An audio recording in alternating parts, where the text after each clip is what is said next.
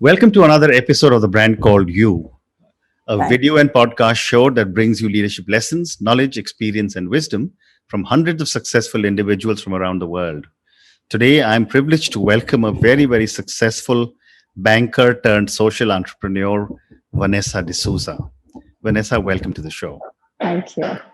Vanessa is the CEO of SNEHA, which is the Society for Nutrition, Education, and Health Action. She was a director with Citigroup Private Bank, and she is the recipient of the Mother Teresa Social Leadership Scholarship. So, Vanessa, what would you say are three key milestones in your life? That was a tough question, Ashutosh. I had to think hard when you asked me. But I think the first, I think, is a big milestone was when I joined Citibank. They call Citibank the best university in the world, and I think Right. for good reasons. And I learned, forget about banking, but I think what I learned was to take risk. I learned how to deal with people. I learned to work with diversity, people from across the globe. And I think those were great lessons. The second big turning point for me, I think, is when I joined SNEHA as a volunteer. And I remember, I had absolutely no intentions of joining the social sector. I had no idea. And it's a call from our founder, actually, who, called me and said, would you be interested in just helping us to fundraise? And I remember the first time I walked into that slum. So I worked at the Bandra Kurla complex, which is the best Yeah. financial center of the country. Yeah. And I walked into Dharavi, and I had never walked so deep into a slum, Ashutosh. We always go past slums. And they took me to Sneha's child nutrition program. There was a daycare center. And when they told me we're going to a daycare center, I expected to see, nice bouncy kids. And what I saw really shocked me. Wow. There were 2-year-old children who couldn't sit, who couldn't hold their heads. And I think that was the first time I realized that we really are, an accident of birth, right? I mean, any of us could have been born there. And I think that was a very big turning point for me. I agree. The third big turning point is when I actually became CEO of SNEHA. In many ways, I was like a reluctant bride. And, for a year, the founder kept saying, why don't you join? I kept saying, what will I do over here, right? Because I'm neither a public health person, nor am I a social worker. And I think but the experience at SNEHA was so different. And I think what I learned was how to deal with a completely different objective, different culture, a different environment. There is so much of diversity of stakeholders, right from, your field workers to government employees to high net worth individuals. And the ability to straddle all those was the other aspect that I thought was quite a tremendous learning and pushed me in many ways. Very interesting. Very interesting.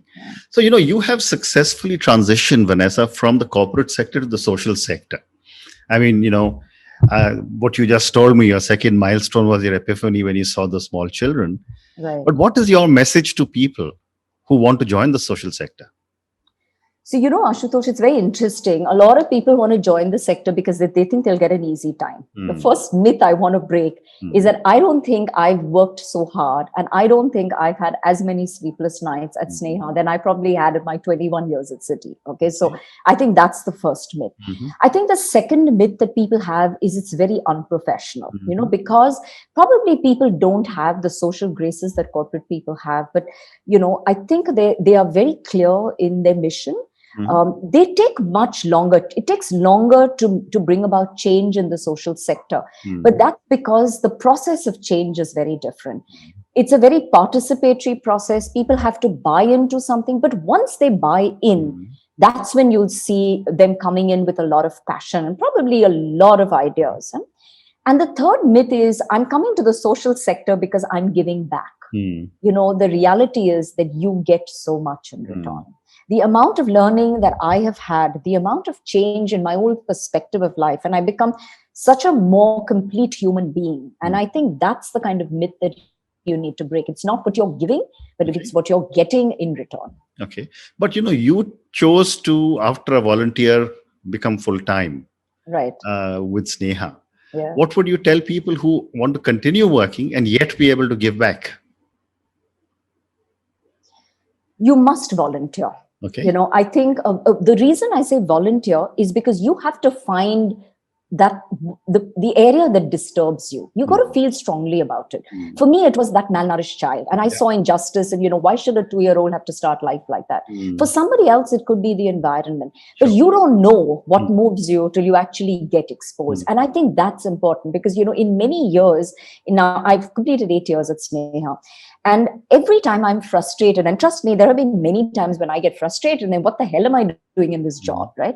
But it is that one visit back to the center that centers me and makes me realize why I am there. Yes. And that's why it's really important, I think, for people to know what disturbs them and why they're over there. And that's why I would advocate volunteering. Okay. So let's move on and talk about Sneha. When I was reading about you and looking at your website, you're working in 4 areas, maternal and newborn health, child health and nutrition, adolescent health, and prevention of violence against women and children. Can you take me through the work you're doing in each of these areas, and if possible, with an example? Yeah. So, Ashutosh, first of all, I want to say that most people will say, why are you working in so many different areas? Why don't you just focus on one? But our objective is to break the intergeneration cycle of poor health and the intergeneration cycle of violence. And that can happen if you work at those critical stages. When Sneha started working, when our founder founded Sneha, Dr. Fernandez, she was only working with pregnant women and on gender-based violence. Pregnant women, because she was a neonatologist and she wanted every child to be born healthy to give them the best chance in life. Gender-based violence, this was in 1999. There was no studies on correlation between violence and health. But she saw many cases of gender-based violence, including a 6-week-old baby raped. Wow. And she said, this is something that I really need to work on. This was 1999, right? Nobody worked extensively on violence at that time. Right? But what Sneha tries to do is there is a very close linkage of each of these life cycle points. And what we're trying to do is work at these points. Right. So we work with adolescents, we work on their health, physical health. So it could be anemia, BMI, to make sure that they are healthy adolescents. And we also work on gender. So gender beliefs, norms, and practices start taking shape when you are 9, 10, 11 years old, right? And therefore, it's important to make sure that the right beliefs enter this young child, right? The second stage, we also work on what we call preconception care. So we work through the teenage, then we work on newly married couples, both men and women, because we want to try and make sure that women are healthy before they get pregnant. So we will work on preconception, anemia, we'll work on planned parenthood, but it's also another word for family planning, so that women get pregnant post 21 years, when probably it's the most ideal time. They're not anemic when they get pregnant. They also have a right to choose when they want to have that child, right? So we work on preconception care. Then we work through the entire period of pregnancy, the 9 months, to make sure women access antenatal care, they have the right nutrition, and they deliver in a hospital. Yeah. Okay. And then we work on the young child. Okay. So the period from conception to 2 years is known as the golden period. Yeah. Because you can actually, if you work on the pregnant woman and the child, and you're able to prevent a child from entering into malnutrition, and one severe form is wasting, there's another severe form called stunting. If the child can stay out of malnutrition up to 2 years of age, the chances of the child then slipping in is much less, right? Also, stunting affects the cognitive development of the person for the rest of their lives. So we want to make sure that children in that period, are healthy and can have the best chance to reach full potential, right? So that's really why we work on all these ages. The reason we work on gender-based violence is because at every stage in life, women are subjected to violence. So that's one area where, we may start with gender norms. We also work on couple counseling so that newly married couples, we don't start having violence in their relationships. And then, of course, through the entire life cycle. So that's really the life cycle. The other aspect that we have more recently started working on is palliative care. Okay. And that's also, it's really unrelated to the life cycle, but the reason we work on it is because there is a very big gap in palliative care. And our founder had a very close encounter with a cancer survivor. And that's how we started. But it's a new initiative and a very small part of our work. Okay. So, as a health NGO working in some of the one of the worst affected slums in the pandemic, What do you think were the main reasons we were able to control the spread of the virus? I mean, I've often wondered, why is it that Dharavi managed to stay Right. so safe? I think if you ask me what are the 2, 3 big reasons, I think the biggest reason is because there was intersectoral collaboration. Okay. We saw for the first time the government coming in, working in with NGOs, with politicians, with private sector, with community volunteers, and they all came together and worked in a very planned and systematic manner. Mhm. The second thing that I think worked extremely well is we saw the government spur into action very quickly. Overnight, we saw COVID care centers, quarantine centers, door-to-door screening, which is something we have not seen in all our years, right? So that quick action was and very deliberate action. And the third action is the role of the communities. The communities came forward and the communities stepped in. They took leadership positions to actually come and do messaging, to help with screening, to help with distribution of rations. This kind of effort from the community is something that, again, helped to prevent the pandemic. The role of these 3 stakeholders is very important to call out. And then finally, the role of the NGOs. The NGOs were like the choir conductor. They orchestrated all these stakeholders so that we could achieve our objectives. Amazing. It's quite a case study, and I'm sure someone will write about this in future on how in Maharashtra the world's largest slum managed it. Probably the best. Yeah, it's amazing. So it's amazing, but even after the first wave, and before now we've started the second wave. One of the things we realized was extremely important is to continue the preventive messaging, because many of the slums thought COVID has gone. And we actually have done a joint communication campaign in Dharavi with the health system on a zero mission for COVID. So, I think the government has also realized the power of the community and the power of collaborating with stakeholders. Interesting. So tell me, you just mentioned that the government as a major stakeholder came together along with everyone else in Dharavi. Yeah. Are the government schemes to support nutrition and health adequate? Ashutosh, government has very good schemes. I think on paper, like if you read the documents for, say, Poshan Abhiyan, you read the health policies, the mental health policy, they're very good documents on paper. The challenge is the conversion to implementation. Right. I think that's where there is a challenge. And this is where I think NGOs have an important role to play, because they create those models for the government. Right. So when we did our first program on urban malnutrition in Dharavi, it was the largest urban malnutrition program in Dharavi. And these findings were actually taken by Poshan Abhiyan, taken by Niti Aayog when they were working on the draft urban guidelines. Because it is important for NGOs to create evidence-based models, because the government needs evidence. You cannot put money behind models which are not backed by data, right? So I think that's an extremely important role that NGOs have. And the second is for the governments themselves. They are collecting data. The thing is, how do you use that data? Correct. You need to keep having feedback loops to keep iterating and improving and building on what you have. And I think that's the second gap that governments have. And the third is training from government frontline workers. Okay. And not just technical training, but I think leadership skills, motivation training, that is so important, because eventually it is the government workers that are implementing the schemes. And when I say government workers, I mean across all levels. You need to provide the technical training, the motivation, the appreciation. I think those are very important factors that are often missed in the process. Very, very interesting. And you just spoke of data. And you must be generating a lot of data from so many different centers. How do you use technology and data to, manage the organization and to benefit women and children? Yeah, so I think one of the, I'm going to give you an example with our program on child health and nutrition. So we were running this program in Dharavi, 18,000 children, the whole of Dharavi. It was huge. And I remember one of our donors said, why don't we take, and there was about 4% of this population of children that was just not coming below the levels of malnutrition, was not dropping. And this is when we decided to use a cohort. We did a cohort study. We said we can't follow 18,000 children for 6 months, but let's follow 1,000 children. Let's understand what is happening to those 1,000 children. Right. And when we started working with 1,000 children, we saw that actually in those 4% of children, it had nothing to do with the nutrition. It had to do with other aspects, the mental health of the mother, domestic violence that existed in those families.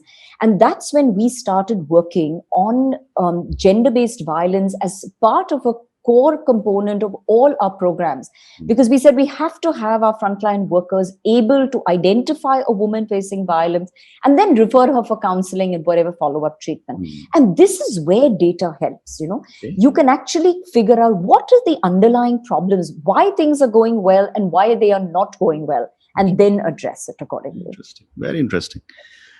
And how do these communities that you work in, how do they take charge of their own health? One of our models at Sneha is, while we create these models, we know we have to sustain our work, right? And there are two ways you sustain the work. One is where you strengthen government systems to provide better quality of work. And the second, where you build capacity of communities to be able to demand health services, quality health services from the government. So we have many activities. The first thing we do when we enter any community is we have something called micro planning. So micro planning is understanding the community. What are the community needs? What are their resources? So you can design your program accordingly, keeping their needs in mind. We then use a technique called appreciative inquiry. It's actually a management technique. And this program actually has 4 stages where you actually help the community to discover what their strengths are. Then you help them to dream. What is it that they want to achieve? The third, you help them to design. You collaboratively design for them. And finally, you have the discovery where you help them then the final is the actual implementation, where you help them to implement this design in their communities, right? Okay. Now, the reason we work on this is because any kind of change in the community can sustain only when there is community buy-in. And we've seen in the pandemic and before and even after the pandemic that you have to have the community engaged if you want to make any kind of sustainable change. Absolutely. So working for us, we work with individuals, we work with community groups, and it is this community engagement that actually helps you to sustain change. Oh, fabulous. So our big role is identifying, training, building capacity, making communities take charge of their own health. And, in a post-pandemic world, what do you think the government's priority should be? I think the first is urban health. Okay, the government, unfortunately, fortunately or unfortunately, they started working on the National Rural Health Mission. It's only in about 2011 that they started working on the National Urban Health Mission. And with increasing urbanization, we've seen that urban health is one priority. The second is primary healthcare, preventive, promotive healthcare. We don't want a situation that we reach a situation like this, right? Looking at other social determinants of health, housing, water, sanitation, you need to look at urban health as in a much more consolidated manner. And the third is to leverage the power of the communities. I think that's something, again, and the reason is in urban slum communities are very different to rural areas. These are populations that are coming from across the country. They are migrating. They're migrating between slums. They're migrating between urban and rural areas. Because it's a moving population, you need to have these community action groups, and this group whose capacity is sustained, and a group that can connect migrating urban slum dwellers to public systems. So when I enter a community new from a village, I need to know where is the Anganwadi, where is the primary health center, where is the police station? If I'm experiencing violence, where do I go and access help? Right? And it is these community groups that should be trained to connect new entrants in with the public systems. So now I'm going to move, Vanessa, to the last section of our conversation with some questions for you or personally. Sure. So for someone who has, seen the private sector and reached right to the very top, and now someone who's leading such an amazing social sector organization, right. What are some of the core values you believe in? So I think the first is sincerity in action as well as in thought and word. I think that's important. I cannot do anything if I don't believe in it, right?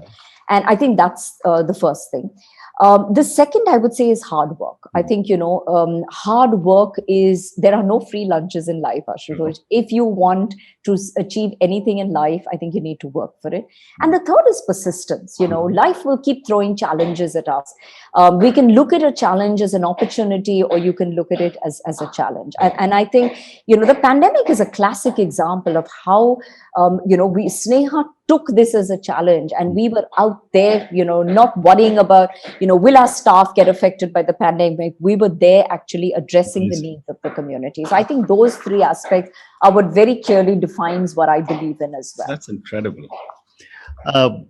When you look at the world today and look at our own country, this is now a country that is being inherited by the millennials and the Gen Zs. Right.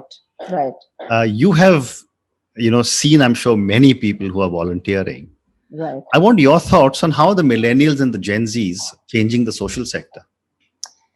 Before you talk about changing the social sector, Ashutosh, I think the reason Gen Zs are different is because their belief systems are different. They have grown up in a time when there is words like women empowerment, diversity, etc., are not just exist, but they are powerful. I remember in 1986 when I joined Citibank, I mean, those words were unheard of, right? If you were pregnant, you quit your job. That was like, it took a lot to hang into your job. So they are growing up at a different time. Their belief systems are different. And because their belief systems are different, their actions are different. If you feel strongly about women empowerment, you will do something about it. If you feel strongly about environment, you will do something about it. But that requires a belief system. It requires exposure. And I think that's what really spurs Gen Z to be very different. I mean, if they want to find meaning, find purpose, contribute to the universe, it's because they've grown up at a different time. Interesting. And, as you look at all the work that you're doing with Sneha, and, some amazing work is happening. When you look at yourself and you look at your own life, what does success mean to Vanessa? Ashutosh, I think for me, success really means about living a balanced life. There is this Swedish term called lagom. Lagom really means not too much, not too little, optimum, right? And I feel that if you want to be a fulfilled human being, you have to, and while they say you can't have it all, I believe you can, as long as you have it in moderation. So you can have a career, you can have a family, you can have hobbies, you can have, you can volunteer your time, you can do it all. And I think that's an important, because at the end of the day, you do want to have a life that is rich in multiple experiences. And for me, that's really what success is about. It's not one particular area, it's about balancing across everything you want to do. What a wonderful answer. My next question, I have time for two more questions for you. Sure. My next question is a follow-up from success, and that is, who or what inspires you to keep doing such good work? I think it's the people I work with. I don't have any one role model or inspiration. For me, it is the people on the field. And honestly, and that's what I mean by Sneha gives back, or when you work with NGOs, they give back. As a banker, I remember one of the things you worked with was your head, right? You worked with your head. For me, the biggest inspiration is the way people in NGOs work with their head and with their hearts, right? That balance of head and heart, it's a hard balance, it's like a pendulum that keeps swinging, but you need to find that balance. And I think that inspiration I get from the people in the field. Sometimes you'll see the greatest wisdom is from the most uneducated people. Right. The greatest generosity is from the poorest of people. And I think this kind of inspiration that I see from these people that we work with. And like I said, when I'm frustrated, the first thing I want to do is get into the field, because that's where the inspiration comes from. I want to share this example. We had one of the largest tech companies that brought in, as part of their annual global offsite. They brought in a couple of very senior executives for a site visit. And their idea was, to understand how NGOs work in low resource settings. So being one of these really large global companies, we had to bring in, there were recce visits and there was lots of prep happening. And they finally did this very orchestrated visit with security and so on and so forth. And then they spent about 15-20 minutes talking to our field workers. And they asked them lots of questions about, how we work and what we do in the field and why we do it, etc. And finally, the last question to our team was, so do you have any questions? And one of our field workers stood up and said, yes, you've spent the last 2 hours in the field and we've spent this time with you. Now, what are you going to go back and do when you return to your countries? And, Ashutosh, there was pin drop silence. Amazing. Because I don't think anything could have prepared them for that question. Right. And that's what I mean by inspiration. You are constantly inspired by people that you work with every day. And for me, that's really the energy that keeps me going. Oh, nice. I'm just going to say thank you very much. Thank It's been you. such an amazing conversation for me to learn about Sneha and for you to take me through the incredible Dharavi example. I think That's right. that's an amazing case study which will be studied for years in front. Thank you Thank again. you. Thank you, Ashutosh. Thank you. Thank you.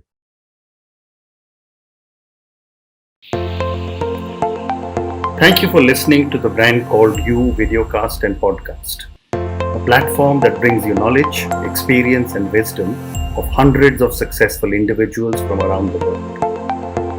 Do visit our website www.tbcy.in to watch and listen to the stories of many more individuals. You can also follow us on YouTube, Facebook, Instagram, and Twitter. Just search for the Brand Called You.